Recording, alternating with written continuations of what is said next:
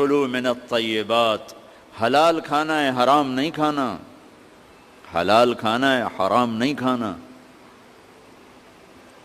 حلال کمانا ہے، حرام نہیں کمانا، حلال ہمیشہ تھوڑا رہے گا، حرام ہمیشہ زیادہ رہے گا۔ قل لا يستوي الخبيث والطيب ولو اعجبك كثرة الخبيث، اس آیت میں اللہ تعالیٰ اشارہ فرما رہے ہیں کہ دیکھو حلال اور حرام برابر نہیں ہے، اگرچہ حرام کی کثرت تمہیں بہت اچھی لگے گی، اس آیت میں اشارہ ہے کہ حرام زیادہ رہے گا، حلال تھوڑا رہے گا۔ امتحان ہے نا۔ ایک دفعہ چیچا وطنی میں ہمارے علاقے کے قریب ہے، ایک بزرگ سے مولانا عبداللطیف صاحب، بڑے اللہ والے تھے، ہم ان کے پاس بیٹھے ہوئے تھے، دو آدمی آ گئے، تو ایک نے آ کر، یہ کوئی 30-40 سال پرانی بات ہے لیکن مجھے یاد اس طرح رہ گئی کہ اس کا ایکشن، اس کی دعا، ان بزرگوں کا جواب وہ ایسا عجیب سا تھا کہ وہ آج تک نقشہ میرے ذہن میں فکس ہو گیا۔ ان کی داڑھی تھی چھوٹی، سر پہ ٹوپی تھی خاکی رنگ کی، اور بڑا چشمہ تھا، یوں ایسے کر کے چوڑا چشمہ تھا۔ آ کر کہنے لگے حضرت جی دعا کرو اللہ رزق حلال دے وے تے بہتا سارا دے وے، یوں ہاتھ پھیلائے، اللہ تعالیٰ رزق حلال دے وے بہتا سارا دے وے۔ انہوں نے بڑے پولے منہ سے کہا حلال تا تھوڑا ہی لبو، وہ ایسے انہوں نے بے ساختہ حلال تا تھوڑا ہی لبو، وہ میرے اندر راسخ ہو گئی یہ بات۔ ڈاکٹر ہو، تاجر ہو، وکیل ہو، انجینئر ہو، زمیندار ہو، کاشتکار ہو، صنعت کار ہو، حلال حرام کے مقابلے میں تھوڑا رہے گا، اور شیطان دکھاتا رہے گا دیکھو دیکھو دیکھو بڑے زبردست ہے، نہیں روکنا ہے روکنا ہے روکنا ہے روکنا ہے، کہ ایک دن اللہ کے سامنے بھی کھڑے ہونا ہے۔ اگر یہ مریض کل کو قیامت کے دن زاہد کا گریبان پکڑ کے کھڑے ہو گیا، یا اللہ میری تو 5 روپے کی دوائی سے بھی کام چل سکتا تھا، اس نے 100 روپے کی گولی لے کر دی، تو پوچھ اس سے، تو کیا جواب دو گے اس نے؟ اگرچہ یہ ایسا نہیں کرتا مجھے پتا ہے، اس لیے میں نے اس کا نام لیا ہے، تو کیا جواب دے گا وہ؟ تو دوسری بتائی کلوا من الطیبات، حلال کھانا ہے، حرام نہیں کھانا۔ پھر تیسرا کھانے کا اصول بتایا، کلوا واشربوا ولا تسرفوا، کھاؤ بھی صحیح پیو بھی صحیح، پر پیٹ بھر کے نہ کھانا ورنہ بیماریوں کا شکار ہوتے رہو۔ تو وہ نا کھانا، گوشت، روٹی، چاول، سویٹ ڈش تباہی پھیر دی، تو کم از کم آپ ڈاکٹر تو اچھا نمونہ پیش کرو۔ تو پہلا اصول بتایا ہے انسان اچھا کامل نمونہ کب بنتا ہے؟ صحت اچھی۔ صحت اچھی کیسے ہوتی ہے؟ غذا صحیح، غذا۔ زیتون کڑوا ہوتا ہے، انجیر میٹھی ہوتی ہے، تو ایک بدو نے یہ آیت سنی، کہنے لگا یار یہ اللہ تعالیٰ قسم اٹھا رہا ہے، انجیر کی قسم، ان کی قسم، یہ کوئی بڑی مزیدار چیزیں ہوں گی میں کھاتا ہوں۔ تو اس نے انجیر کھائی، انجیر تو واقعی مزیدار ہوتی ہے، کہنے لگا بھائی واقعی اللہ نے صحیح قسم اٹھائی ہے۔ پھر زیتون کھایا، زیتون کڑوا ہوتا ہے، تو کہنے لگا لگتا ہے اللہ تعالیٰ نے چکھے بغیر ہی قسم اٹھا دی ہے اس کی۔ والتین والزیتون۔ تو میں آپ سب سے، بچوں سے، بچیوں سے، ڈاکٹروں سے کہتا ہوں اپنی غذاؤں کو، بیکری سے باہر آؤ، بیکریوں سے نکلو، بسکٹوں سے، پیسٹریوں سے، کیک سے، سموسے، پکوڑے، اپنے نبی کا چارٹ پڑھو، میرے نبی کیسے کھاتے تھے، کیا کھاتے تھے، کم از کم اس سے راستہ مل جائے گا۔ وہ غذائیں تو ہم نہیں کھا سکتے لیکن کم از کم ہمیں راستہ تو ملے گا۔ کبھی آپ نے بھنا ہوا گوشت زندگی بھر نہیں کھایا، بھنا ہوا گوشت، ہماری کڑھائیوں سے سارا بازار بھرا پڑا ہے، زندگی بھر بھنا ہوا گوشت نہیں کھایا، اور گوشت کھایا تو صرف گوشت ہی کھایا، اور آپ کو گوشت میں بکرے کی دستی پسند تھی، اگلا حصہ گردن کا گوشت پسند تھا، دستی کا گوشت پسند تھا۔ عبید رضی اللہ تعالیٰ عنہ باورچی تھے، وہ دیگ چڑھائے ہوئے کھڑے تھے، تو آپ نے کہا عبید مجھے دستی پکڑانا۔ عربوں میں بوٹیاں نہیں بناتے تھے، پورا حصہ ڈالتے تھے، تو انہوں نے ایسے ڈوئی ڈالی اور دستی نکال کے آپ کو پیش کی، آپ نے دونوں ہاتھوں سے پکڑ کر ساری کو ایسے نوچ نوچ کے کھایا، یوں پھینک دی، کہا عبید دستی پکڑانا، تو اس نے پھر آپ کو یوں پیش کی، آپ نے دونوں ہاتھوں سے یوں نوچ کے اسے کھایا، پھر یوں پھینک کر کہا عبید دستی پکڑانا۔ وہ کہنے کہ یا رسول اللہ اب بکرے میں تو دو ہی ہوتی ہیں، اگر تیرا بھلا ہو جائے اگر تو میرے کہنے پہ ڈوئی ڈال دیتا تو جب تک میں کہتا رہتا اللہ میرے لیے نکال کے مجھے کھلاتا رہتا، تیری بے یقینی نے کام خراب کر دیا۔ اب باہر نکلے، صحابہ بیٹھے تھے، آپ نے کہا کیوں بیٹھے ہو؟ کہا جی بھوک نے ستایا ہے، باہر آ گئے ہیں، سردیوں کا زمانہ۔ تو آپ نے حضرت علی سے فرمایا علی جاؤ یہ کھجور سے کہو اللہ کا رسول کہتا ہے ہمیں تازہ کھجوریں دو۔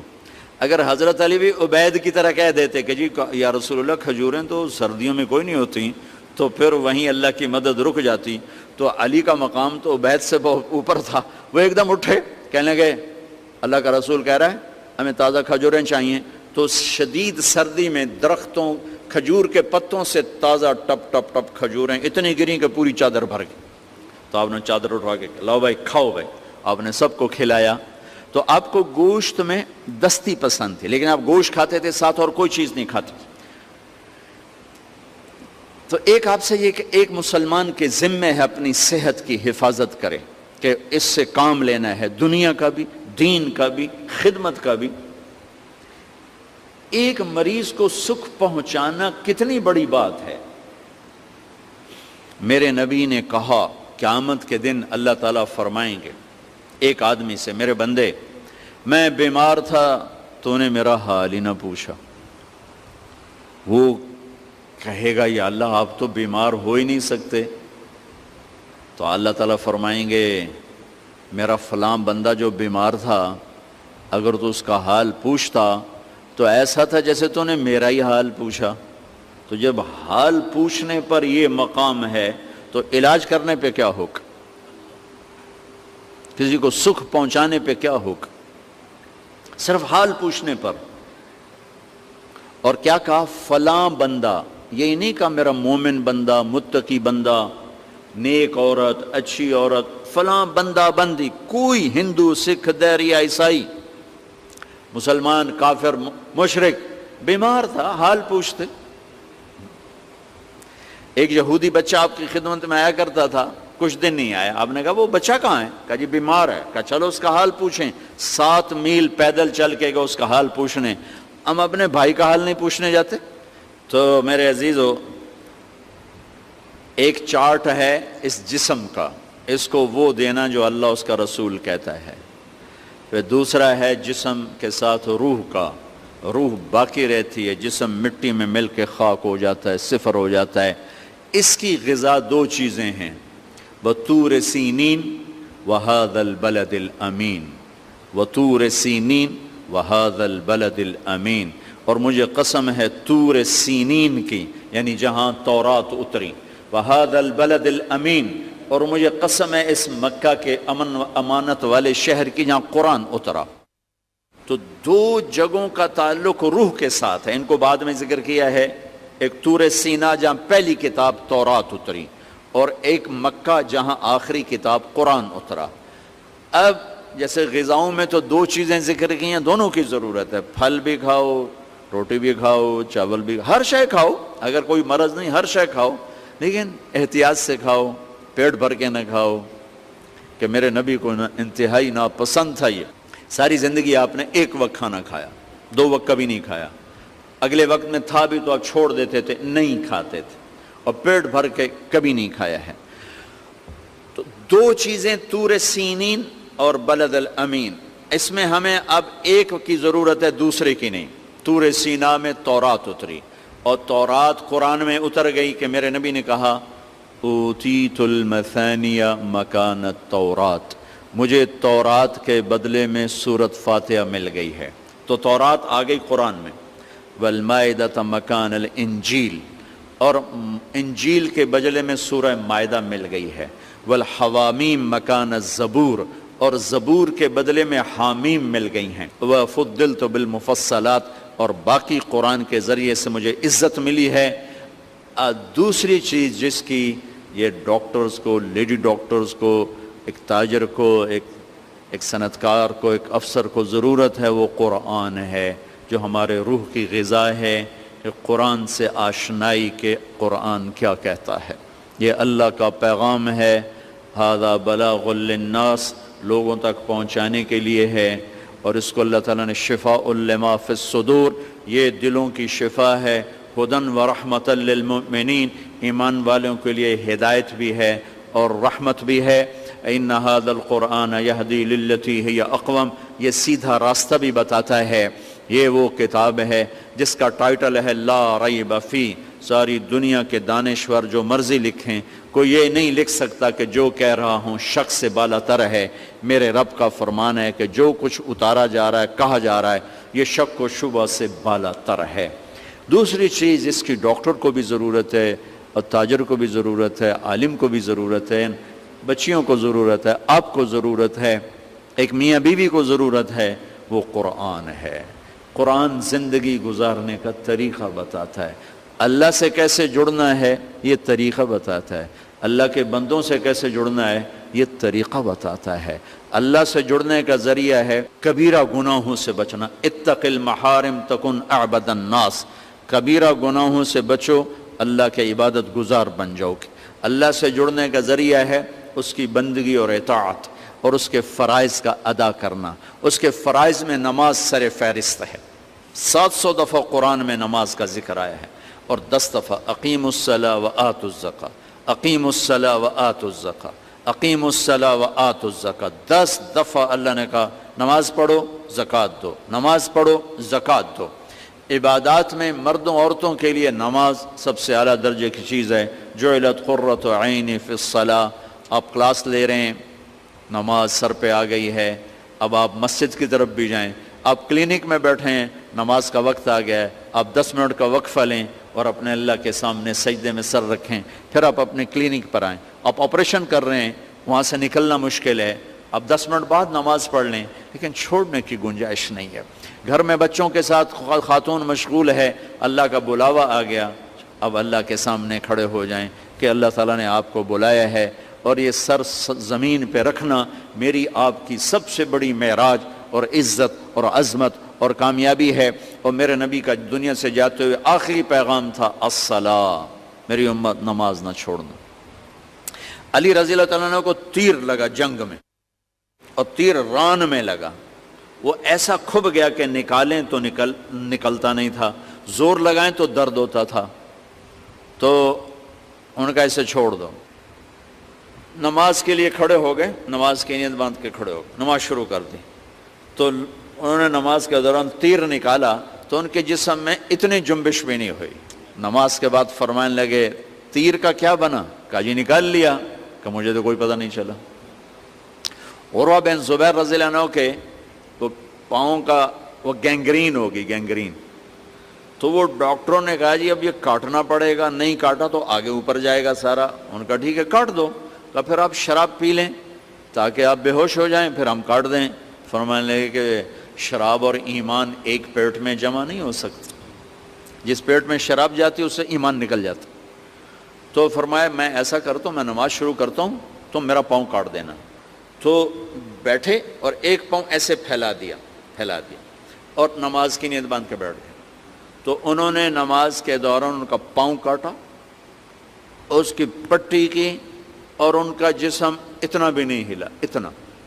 سلام پھیرنے کے بعد کہنے لگے پاؤں کاٹ دیا؟ کہنے لگے جی کاٹ دیا. کہ مجھے تو کوئی پتہ نہیں چلا. کہ مجھے دکھاؤ کدھر ہے؟ ان کا یہ ہے. تو اپنے پاؤں کو پکڑا اور یوں اے اللہ تو گواہ ہے، میرا یہ پاؤں کبھی تیری نافرمانی میں ایک دفعہ بھی نہیں اٹھا، ایک قدم بھی اس پاؤں سے میں تیری نافرمانی میں نہیں چلا. رابعہ بصری رحمۃ اللہ علیہ اپنے خامن سے فرماتی رات کو غسل کر کے کپڑے پہن کے خوشبو لگا کے کہ آپ کو میری ضرورت ہے؟ اگر وہ کہتے نہیں تو پھر کہتی مجھے اجازت ہے میں اپنے اللہ سے بات کر لوں؟ کہنے کہ ہاں اجازت ہے. پھر ساری رات سجدے میں گزر جاتی تھی اور نفلوں میں گزر جاتی تھی اور رونے دھونے میں گزر جاتی تھی. جوانی میں فوت ہو گئی، 40 سال کی عمر میں. جب ان کا انتقال ہوا تو ایک خادمہ ساتھ تھی، اس سے فرمانے لگی دیکھو میں جب مر جاؤں نا تو مجھے راتوں رات دفن کرنا ہے، اور جس کرتے میں میں تہجد پڑھتی تھی وہ مجھے کفن دینا ہے، اور کسی کو بتانا نہیں. تو اگلے دن وہ خواب میں ملی اسی خادمہ کو. ان کا ماں جی آپ کے ساتھ کیا ہوا؟ کہا منکر نکیر آئے تھے قبر میں، مجھ سے کہنے لگے من ربکی، تیرا رب کون ہے؟ تو میں نے کہا سبحان اللہ، 40 سال جسے نہ بھلا سکی 4 رات زمین کے اندر آ کے اسے بھول جاؤں گی. تو منکر نکیر کہنے لگے چلو اس کا حساب کیا لینا. تو انہوں نے بڑی خوبصورت پوشاک پہنی ہوئی تھی. کہا آپ کا تو کفن وہ تہجد والا کرتا تھا, یہ سبز ریشم کہاں سے آ گیا؟ کہ یہ سبز ریشم مجھے اللہ نے پہنایا ہے اور تہجد کا کرتا لپیٹ کے رکھ دیا گیا ہے. قیامت کا دن میرے اعمال کے اندر اس سے بھی تولا جائے گا, میرا وہ کرتا بھی تولا جائے گا جس میں وہ تہجد پڑھا کرتی تھی. تو اگر ہم تہجد نہیں پڑھتے کم از کم فرض نماز تو ہو جائے. میرے عزیزو بڑے درد سے کہتا ہوں ہمارے 10% سے زیادہ نمازی نہیں ہیں, 90% مسلمان نماز چھوڑ چکے. جب آدمی سجدے میں سر رکھتا ہے تو اللہ کی قسم تحت الثری تک زمین ٹھنڈی ہو جاتی اور زمین کے دوسرے ٹکڑوں پر فخر کرتے کہ دیکھو میرے اوپر سبحان ربی اعلیٰ اعلیٰ کے نغمے گائے گئے ہیں اور میرے اوپر اللہ کو یاد کرنے والے کا ماتھا آ کے ٹکا ہے. میں آپ سب بچوں کی, آپ کے اساتذہ کی منت کرتا ہوں کہ آپ کا پیشہ بڑا عالی شان پیشہ ہے. آپ تاجر نہ بنو, ڈاکٹر بنو. آپ بچوں سے بچیوں سے بھی کہتا ہوں اگر اللہ کل کو تمہاری چلا دے میڈیکل تو تاجر نہ بننا, ڈاکٹر بننا.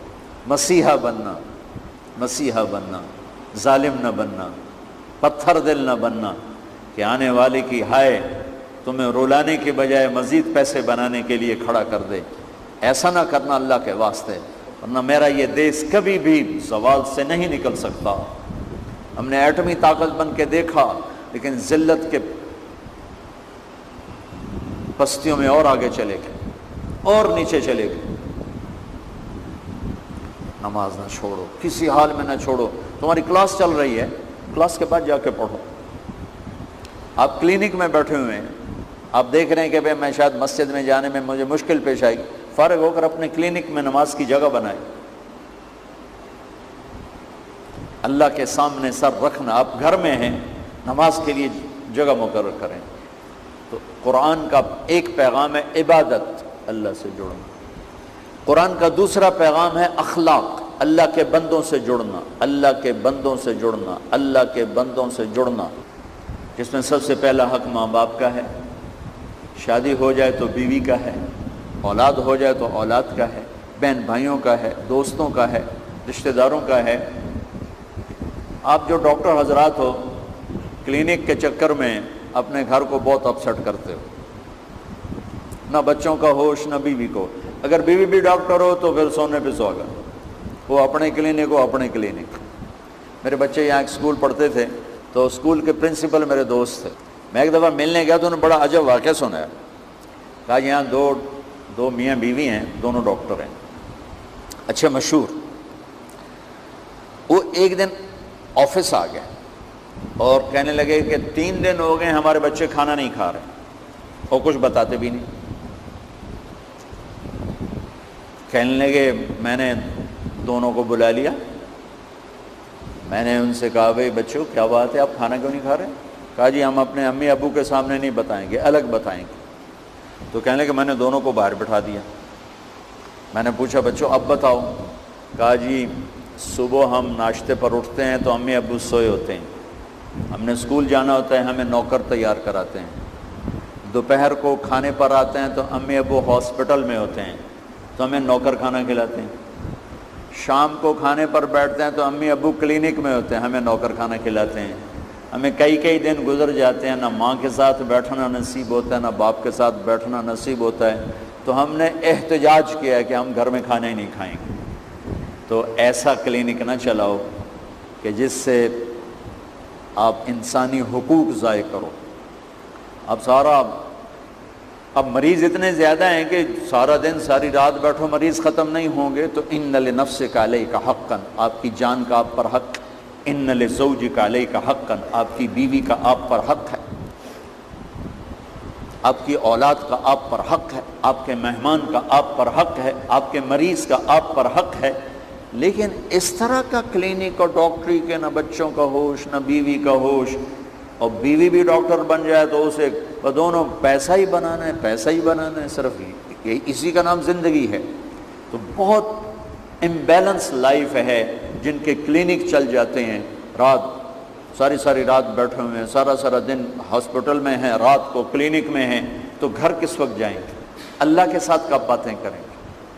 اللہ سے کب راز و نیاز کریں گے؟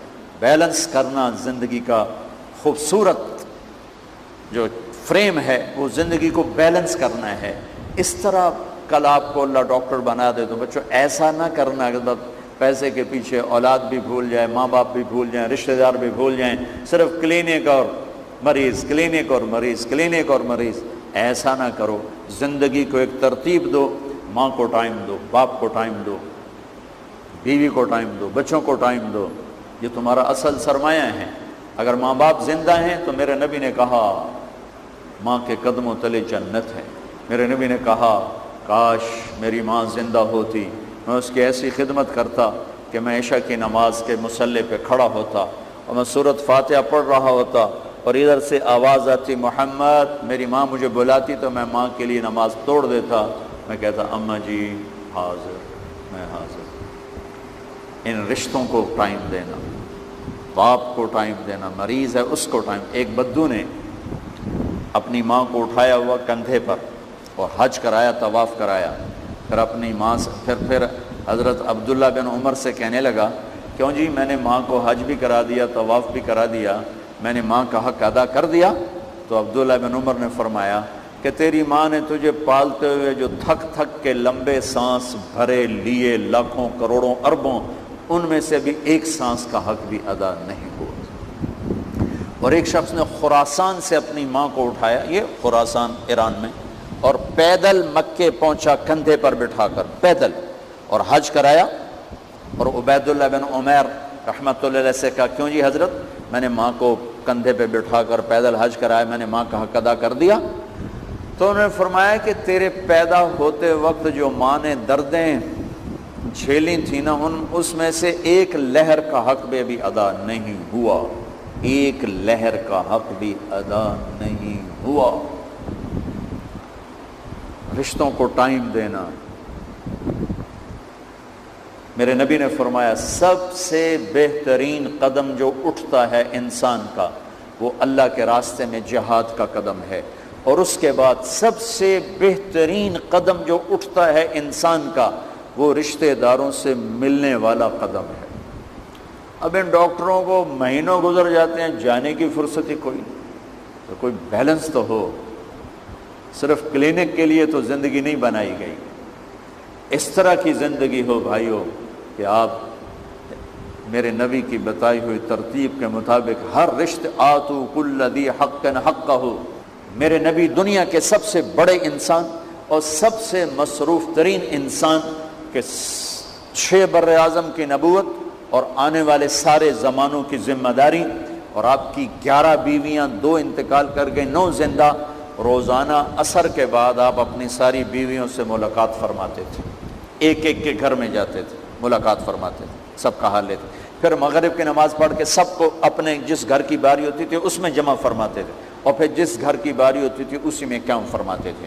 اور حضرت عائشہ رضی اللہ تعالیٰ عنہ کو آٹا گوندنا نہیں آتا تھا، تو شروع میں تو ان کو آٹا گوندھ کے میرے نبی خود دیا کرتے تھے. اگر آپ کو روٹی پکانا آتی تو روٹی بھی پکا کے دے دیتے. گھر میں جھاڑو دیتے تھے، اپنے کپڑے خود دھوتے تھے، اپنا ٹوٹا جوتا خود گانٹھ لیا کرتے تھے، اپنے اونٹ کو چارہ سر پہ رکھ کے خود جا کے ڈال کے آتے تھے. گھر کو بیٹا بچوں کے ساتھ کھیلتے تھے، بچوں کو ٹائم دیتے تھے. اتنی بڑی سرداری، اور بچوں سے کشتی فرما رہے ہوتے تھے. حسن حسین کے ساتھ، جعفر کے بیٹے عبداللہ اون محمد کے ساتھ کشتی کیا کرتے تھے. یہ میرا کائنات کے نبی، عالم کے نبی، انسانوں کے نبی، جنات کے نبی، عالمین کے نبی، فرشتوں کے نبی، نبیوں کے نبی، اگلوں کے نبی، پچھلوں کے نبی، آنے والوں کے نبی، موجودہ کے نبی، ساری کائنات کے بحر بر کے نبی. اور میرے نبی کا بیلنس آف لائف دیکھیں کہ ہر رشتے کو وقت دے رہے ہیں، ہر ایک کے لیے وقت، بچوں کے لیے وقت نکال رہے ہیں. یہ میرے محبوب کی زندگی. حسن حسین میں کشتی کرا رہے تھے، سارے عالم کا درد ہے، اور حسن حسین میں کشتی کروا رہے. اور حسن بڑے تھے، حسین چھوٹے تھے، تو حسین نیچے دب رہے تھے، تو آپ حسین کو شاباش دیں، شاباش شاباش شاباش شاباش. تو حضرت فاطمہ کہنے لگے یا رسول اللہ آپ حسین کو شاباش دیے جا رہے ہیں، حسن کو نہیں دے رہے. تو آپ نے فرمایا کہ یہ جبریل میرے پاس کھڑا ہوا ہے، یہ حسین کو شاباش دے رہا ہے، میں بھی اس کے ساتھ مل کے حسین کو شاباش دے رہا ہوں. یہ زندگی میرے نبی نے پیش کی ہے.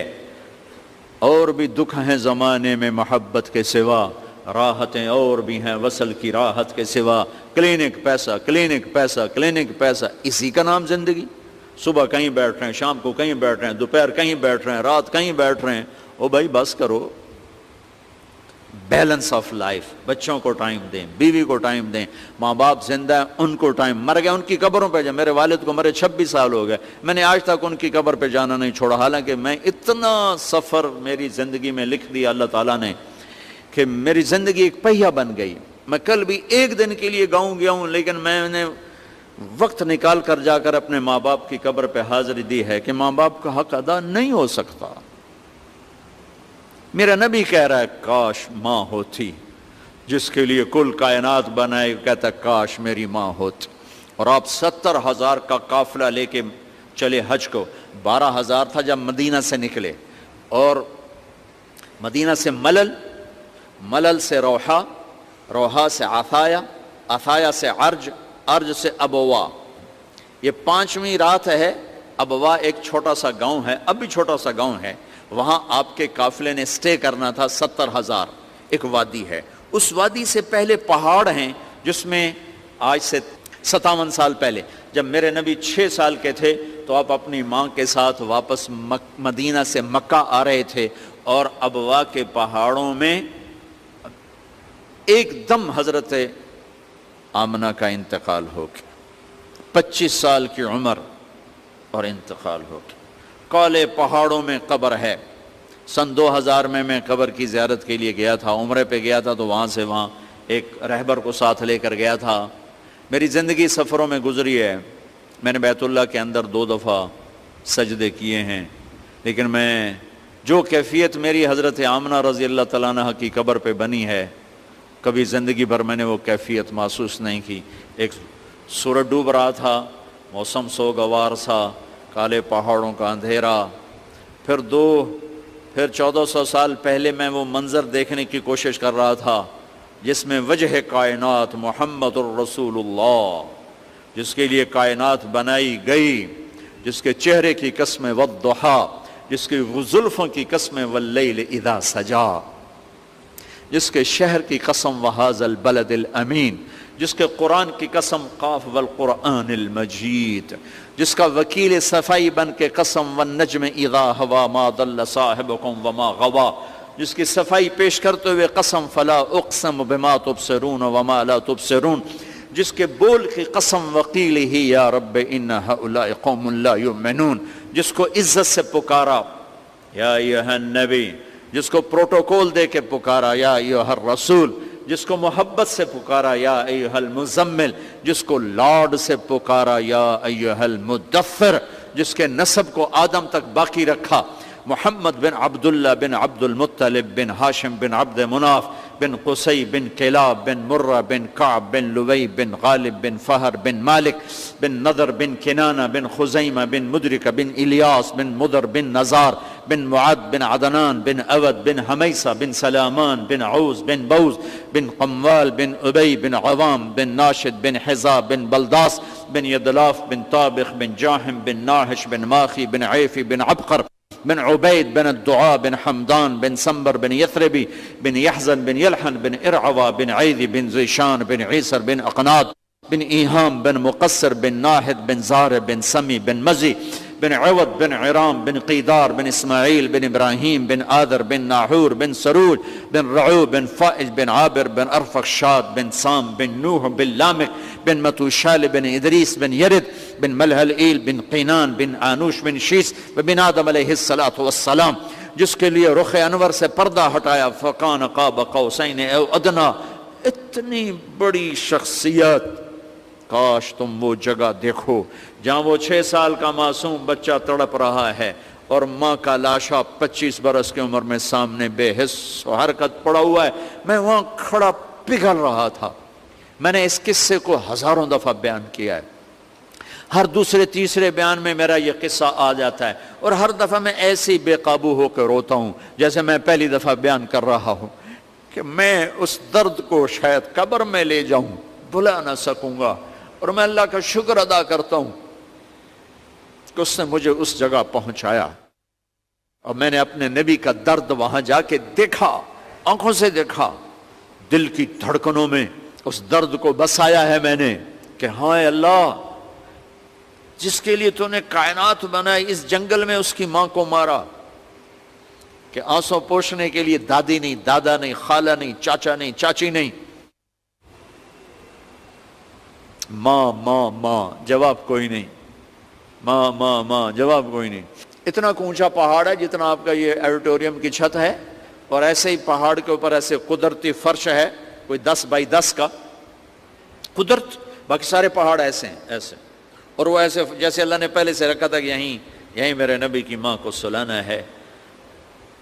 اور جب آپ، مجھے یہ سمجھ میں نہیں آیا ابھی تک کہ وہاں انہوں نے قبر کیسے بنائی، پتہ نہیں پتھر جوڑ دیے، کھدائی تو ہو نہیں سکتی، کوئی لوگ گزرے یا کوئی پتھر جوڑے، بہرحال اللہ ہی جانے۔ جب نیچے اترے تو اللہ کے نبی پھر ہاتھ چھڑا کے بھاگے اور اوپر چڑھ گئے۔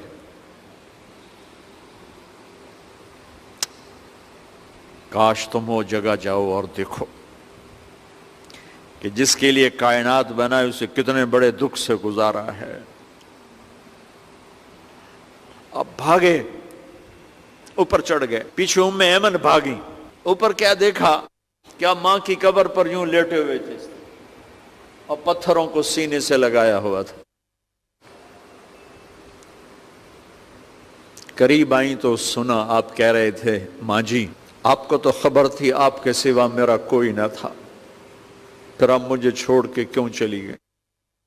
آپ مجھے چھوڑ کے کہاں چلی گئی؟ اے مینا کے پہاڑ بھی پگھل رہے تھے، آسمان تک شور مچ گیا ہوگا، اس درد بھری فریاد نے تو پتھروں کو پگھلا دیا۔ ماں جی آپ کو تو خبر تھی آپ کے سوا کوئی نہ تھا، کہاں چھوڑ کے چلی گئی ہو؟ ام ایمن نے کہا بیٹا اٹھو، کہا نہیں میں نہیں اٹھتا، میں نہیں اٹھتا۔ انہیں ایسے کھینچ کے نیچے لائیں، مکے تک روتے روتے روتے روتے۔ تو میرا یہ رشتوں کی قدر میرا قرآن بتاتا ہے، میڈیکل سائنس نہیں بنا، اناٹومی تمہیں انسان نہیں بنائے گی، ڈاکٹر بنائے گی، قرآن تمہیں انسان بنائے گا۔ ہائیجن فزیالوجی تمہیں انسان نہیں بنائے گی، تمہیں ڈاکٹر بنائے گی، قرآن تمہیں انسان بنائے گا۔ آرتھوپیڈک تمہیں انسان نہیں بنائے گی، تمہیں ڈاکٹر بنائے گی، قرآن تمہیں انسان بنائے گا۔ میڈیسن تمہیں انسان نہیں بنائے گی، تمہیں ڈاکٹر بنائے گی، قرآن تمہیں انسان بنائے گا۔ پیتھالوجی تمہیں ڈاکٹر بنائے گی، انسان نہیں بنائے گی، انسان تمہیں قرآن بنائے گا۔ تو میرے نبی کے قرآن، میرے نبی کا علم، اس قرآن کا دوسرا پیغام، وَهَذَا الْبَلَدِ الْأَمِينَ کی بات بتا رہا ہوں کہ ایمانی زندگی سیکھو، اخلاق والی زندگی سیکھو، رشتے ناتوں کی پہچان کرو۔ جتنی بڑی جنت آپ بنا سکتے ہو، بہت کم کوئی آدمی اتنی بڑی جنت بنا سکتا ہے۔ دکھی کی، مجھے گردے کا درد ہوا، میں جماعت میں تھا، مجھے لے گئے کلینک، تو اتنا میں تڑپ رہا تھا، ڈاکٹر نے ٹیکہ لگایا تو ایک دم وہ پیتھیڈن کا ٹیکہ تھا، میں سو گیا، آنکھ کھلی تو پہلی میرے زبان سے ڈاکٹر کے لیے دعا نکلی۔ یہ جو دعا ہوتی ہے یہ سیدھی جاتی، دعائیں کروائی نہیں جاتی، دعائیں لی جاتی۔ اگر آپ مریضوں کے ہمدرد بن جاؤ، مجھے رب ذوالجلال کی قسم جو سن رہا ہے، آپ کی 7 پشتوں کو اللہ ضائع نہیں کرے گا، چونکہ جب مریض ہاتھ اٹھا کے دعا کرے گا نا تو تمہارا چھوڑا ہوا پیسہ تمہارا اتنا کام نہیں آئے گا جتنا یہ مریضوں کی دعائیں تمہاری اولاد کے کام آئیں گی۔ وہ جو اندر سے دعا نکلتی ہے دکھی کی، وہ تو عرش کو ہلا دیتی۔ 1990 میں حج میں تھا تو میں 2 عورتیں ملی، بوڑھی بوڑھی، کہنے کہ پترا کھڑی گئی ہیں سانو راہ تلا۔ میرا بھی وہ دوسرا حج تھا تو مجھے بھی مدینے کا پتہ نہیں تھا، میں نے کارڈ دیکھا، میں نے کہا ماں جی میں نے بھی کوئی پتہ نہیں، چلو میں تو انہوں چھوڑیا ہوں جتھے عورتاں، کہ چلو اتھے تو چھوڑے۔ تو میں ان کو لے گیا، وہ ادھر تھیں اور نماز پڑھنے کی عورتوں کی جگہ ادھر تھی، تو میں مسجد کے اوپر سے چکر کٹوا کے وہاں لے آیا۔ میں رہتا تھا ادھر، یعنی حرم کے اس طرف، میرے ساتھ میری بیگم پھوپھی مرحومہ، والدہ مرحومہ بھی تھیں. عشاء پڑھ کے میں ان کو لے کے نکلا. ایک وہاں مدینہ کے ایک دوست نے اپنا گھر مجھے دیا ہوا تھا. تو جب میں گھر کے قریب پہنچا وہ دونوں بڈھی مائیں پھر میرے گھر کے قریب فٹ پاتھ پہ بیٹھی. میں نے کہا اماں جی ادھی کدے آ گیا کہ پتر مڑ کھڑی گئی ہیں.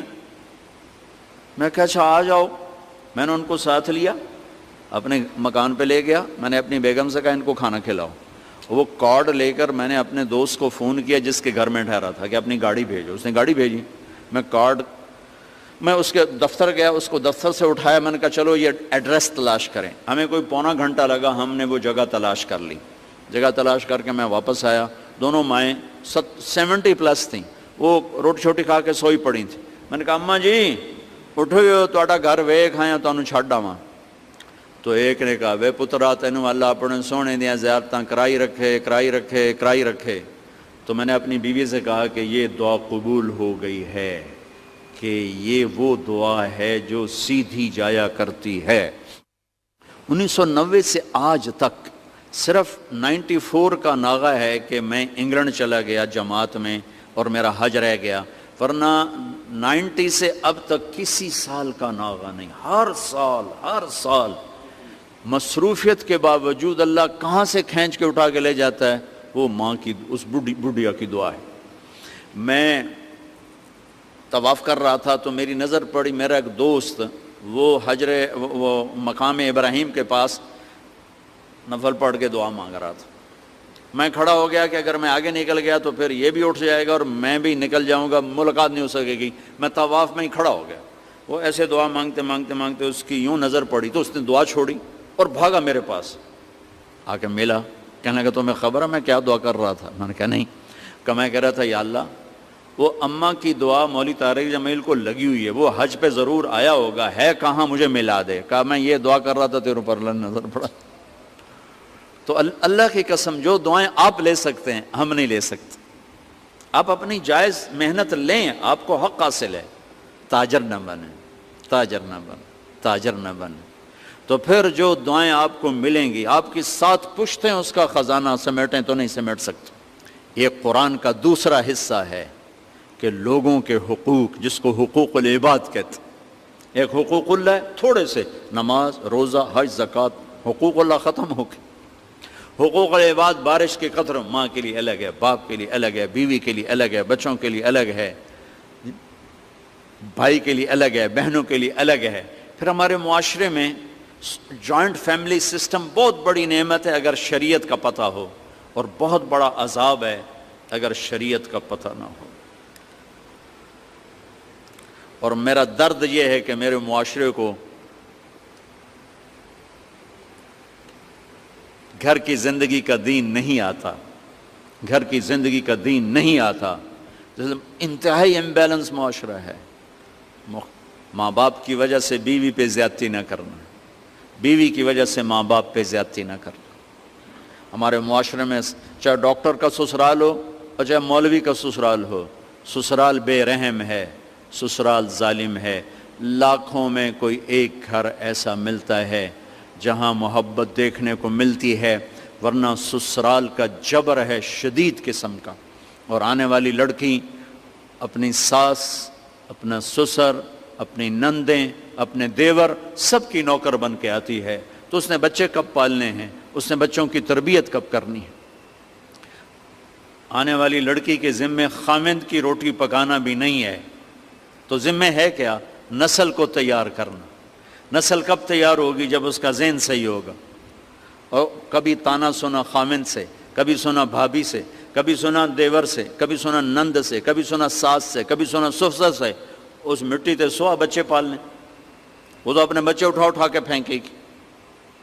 اور کتنا حکمت کا بول ہے میرے نبی کا کہ 7 سال تک بس بچے کو پیار دو، نماز بھی نہ کہو، نماز بھی مت کہو.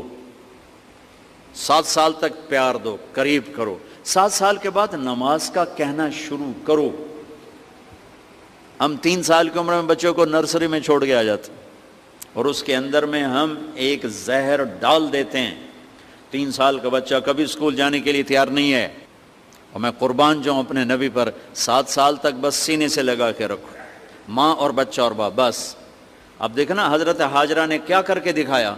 6 سال کے بچے کو کہاں پہنچایا؟ یا ابت افعل ما تؤمر، ابا جی ذبح کرنا ہے، جلدی کر. اللہ اکبر، جلدی کرو ذبح کرو. فرق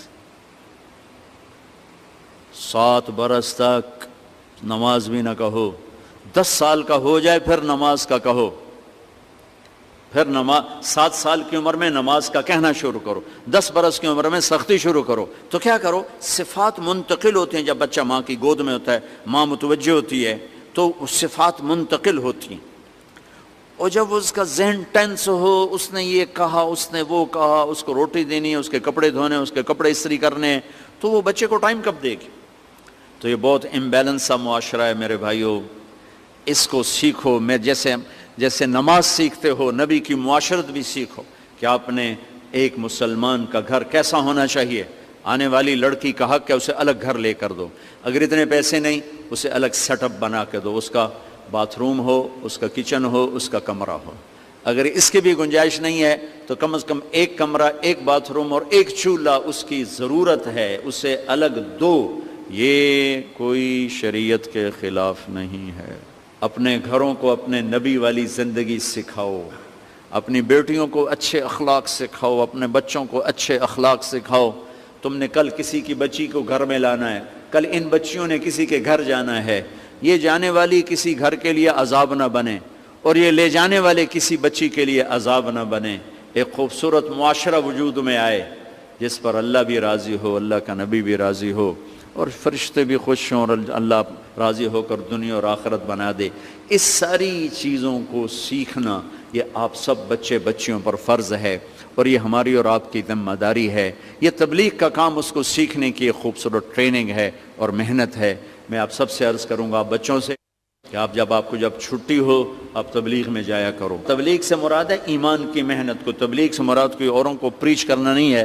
تبلیغ سے مراد ایمان اور اخلاق کو سیکھنے کی ایک خوبصورت محنت ہے جو اللہ کا فضل و کرم سے 6 بر اعظم میں ہو رہی ہے، اور ساری دنیا کے انسانوں کو اس سے نفع پہنچ رہا ہے. میں آپ سب کی خدمت میں گزارش کروں گا کہ اس کو آپ سیکھنے کی نیت کرو، کوشش کرو. آپ ہمارا بہترین سرمایہ ہو. آپ اپنے معاشرے میں ڈاکٹر بن کے رہنا، تاجر بن کے رہنا، کاروباری بن کے نہ رہنا، ڈاکٹر بن کے رہنا. اللہ تعالیٰ آپ کو انشاءاللہ وہ کچھ دے گا کہ شاید شہید کے دائیں بائیں کہیں آپ کو بھی اللہ تعالیٰ کھڑا کر دے. کوئی بڑی بات نہیں ہے کہ دکھیوں کو سکھ پہنچانا کوئی شہادت سے کم درجے کی بات نہیں ہے، اور علماء سے کم درجے کی بات نہیں ہے.